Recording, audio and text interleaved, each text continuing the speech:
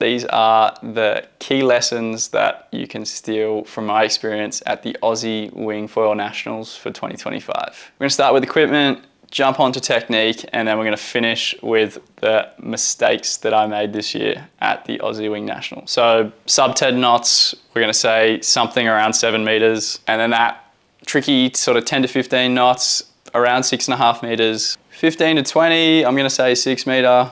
20 to 25, a 5.5-ish. And then 25 to 30, we're saying 5, and then probably a 4 meter from then on out. In terms of the Nationals specifically, we saw, I think, the Ozone Fusion 7.3, I think that's the biggest one, potentially. So there was a 7.3, a lot of guys on 6.5 meter dual skin wings, and a lot of 6 meter M1s as well, and they were really quick too. So that's roughly the wing sizes. It might come as a little bit of surprise for those that aren't in the racing side of things, but for those that have seen any sort of racing recently, that roughly makes sense. The other big thing with the wings for the Aussie Wing Nationals was the dominance of the twin skin wings, whether it was the Ozone Fusion or the semi-twin skin wings like the Gong wings or the PPC M1R. They just had insane efficiency upwind. I had a few start videos that I might chuck up on the screen now where you'd hit the gun at pretty much the same time, but they just had 5-10 degrees more height at the same speed or faster. So the VMG would be absolutely incredible, and I'm looking forward to getting my hands on one of these so that I can jump on the Waterspeed app and figure out the details and the differences quantitatively between a dual skin or a semi-dual skin and the traditional style wings. So big thing, if you're going to get into racing and you want to be up the top, then I would highly suggest tracking down either a semi-dual skin wing or a full twin skin to get around the racetrack nice and fast. One caveat to all of this equipment discussion, even without the best gear, the racing is incredibly fun. There is so many little battles happening throughout the entire fleet, whether it's, you know, racing for podium positions or just mixing it with the same people that annoyingly you keep seeing at each mark every single race, and knowing that you're going to strive to try and beat them race to race. Or even like at the back end, just knowing that the Grand Prix finish might be popping up and you're racing to see if you can get 2 laps, or if you're going to get cut off by that 1 lap. Or even, yeah, just you're really closing in that gap between you and the next person. You just have a yardstick constantly to be able to measure yourself against, and it will make you improve so quick no matter where you are within the fleet. So don't be discouraged if you don't have racing specific gear. I really recommend just jumping in and getting into it. So before I go on too much of a tangent about that, let's jump into the foil choices. So outside of the 800 series and the 1200 series, where people could nominate specific foils within those ranges that they were going to use, in the open series, most people were on something in the 400 and something square centimeters to sub 600 square centimeter mark. And to be honest, the guys at the very top were either on kite foils or there was a couple top secret prototype foils that I won't dive into too much detail with, but they were quite small. They were still within that window that I talked about, 400-ish square centimeters, but it seemed to be the theme was kite foils that are super, super efficient, or prototype foils that are similar dimensions to what you'll see in the Olympic kite foil scene. The other side of the foils was the mast height, so everyone that was serious about racing was on something bigger than 100 centimeters tall. A lot were actually using tuttle mount style foils, so just for that stiffer connection. But again, the really great thing about the Aussie Nationals was the extra classes that they added in, so you could be battling it out for the podium within that 800 series or that 1200 series, which was really, really cool as well. Final bit of equipment is the board, and I think if you were just doing a one board setup, it would likely be something that's around body weight in liters. So for me, I was a bit undercooked in this sense. It took me a lot of time to get off the beach on the Friday and the Saturday just because the wind wasn't getting in all the way in. And then once I was out in the course during the lulls, it was a little bit sketchy. So I think having that extra bit of volume, just that peace of mind, and it will cover the full wind range then. Alternatively, yeah, couple board setup might be the go potentially, just so that once it gets super windy, you don't have a massive amount of windage.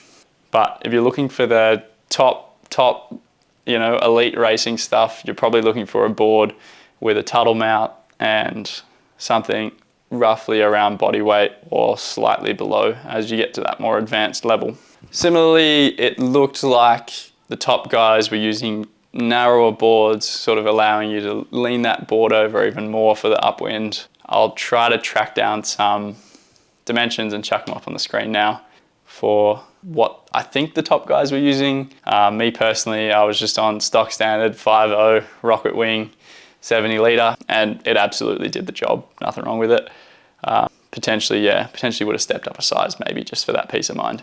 And then 2 honorable mentions in the equipment category. Harness line is absolutely essential. I'm going to sound like a broken record, I think, in the next few videos that I make. I just think that a harness line unlocks so much just for your general winging anyway, and I think it's just a really good skill to develop. Just being able to ride confidently with a harness line expands your sessions by so much. You'll be able to wing foil for hours and hours and hours, and multiple sessions during the week if you're fortunate enough to have the time to go and do that. So I really think 2025, for those that haven't, it's the year of the harness. Get a good setup. I have been using the Forward Whip Impact Vest with the inbuilt hook. It's the wing version of the Impact Vest. It is an awesome setup. You can have your harness lines for your wing leash, and if you're using a board leash potentially, one thing to note, nearly everyone that was racing in the top end that were going quite fast can't use a board leash. It's probably more dangerous than anything. And when you've got rescue boats out in the water, you've got that peace of mind that if you are really, really tired and your board does sneak away from you, at least you'll be able to flag for some help and they'll be able to go and get that board if you really find yourself in trouble. And then the other honorable mention was having some form of hydration. And this is where the Impact Vest comes in clutch again, because you can throw a Camelback in the back pocket of the vest, and then the hose for the waterline actually pipes underneath the little high vis in the shoulder and tucks away in the pocket really, really nicely. And that was so good. I bought the 3 litre Camelback, but you can easily get away with the 2 litre. I found myself filling up about 1.5 litres with water and a little bit of Powerade powder mixed in. And yeah, that 1.5 litres is about as much as you can squeeze into the Impact Vest, but it's more than enough to get you through 4 or 5 races. And while we're at it, cheeky shout out to OTB Foil Sports. Use my 10% off discount code WINGWIZ. You'll be able to find all of those products in the links in the description below. Next up, we have technique. So this is, again, racing specific technique that I learnt through my experience at the Nationals. And it's pretty much one word that covers the whole thing. And that word is pumping. So you have to be able to pump off the line. You have to be able to pump at mark roundings. You have to be able to pump upwind. You have to be able to pump downwind. And I'm talking with your arms, with your legs, pumping the board, pumping the wing. You're just chasing that little advantage to get you into a nice line to get upwind in clear air. And then downwind, you're just pumping for depth whilst also maintaining apparent breeze and trying to get as much speed as possible. It's basically, the fitter you are, the more you can squeeze out of your equipment and the further up the fleet you'll be able to find yourself. This isn't to scare people off from racing. This is just the reality of the top end. But as I said, there's so many battles everywhere in the fleet that if you're in a position where you don't have that fitness, you still should jump into the race and do whatever you can to get around the racetrack, whether that's just hooking into the harness line, charging upwind, charging downwind, or absolutely going for it and pumping the whole way around the track. Whatever works for you works. But that was one thing that I learned, is I need to nail my ability to really pump off the start line for the first 30, 45 seconds at least to get that nice clean lane to set me up for the rest of the race. And then I'm also going to work on that continuous pumping, just finding that cadence that really works. and just climbs you upwind that little bit better. And if I was to say one other technique thing, it's the downwind technique was a big learning for me. From sailing on hydrofoils, I'd learnt to be quite reactive, moving around, sheeting in, sheeting out, jumping forward on the NACRA 17, running backwards, controlling that angle of attack on the foils, like controlling the pitch of the boat, and yeah, really reacting to every gust, or trying to even be proactive as you read the water and see the gust come along. Wing foiling's pretty different for downwinding. Yeah, I quickly learnt that you need to be rigid. You need to be locked in. Like the whole setup is just one unit. If a gust hits you, you're just going to go faster forward. You don't need to try and sheet in, sheet out to absorb that. Your body and the gear absorbs it by just going faster through the water. So next time you're trying to go downwind and you're pushing for a bit of speed, be conscious of whether you're sheeting in, sheeting out, or your body's reacting to what's going on around you. Try and see the gust on the water, know that it's coming for you, and just know that that's going to mean more speed. Like, you just need to be absolutely solid and locked in, and that's where you'll find that extra knot or two of downwind speed. And then just understanding how that can be converted into depth as well. So there's a real art to stealing depth without getting greedy and losing apparent. And I think it's just learnt from trial and error, but it's a really important one as well. Those are my two technique things: pumping and being solid on the downwinds. We've covered equipment, we've covered technique. The last thing that I wanted to talk about, we're going to name and shame all the mistakes that I made during the Nationals. So we'll kick it off with one that's probably pretty obvious if you were following my stories. My starts were horrendous on the first day, a bit better on the second, and then the third day was, not great, because it was just pumping like crazy, and I think I really should have warmed up a lot more before we started that race. I think I was just taking things a little too easy, and I should have spent a bit more time warming up.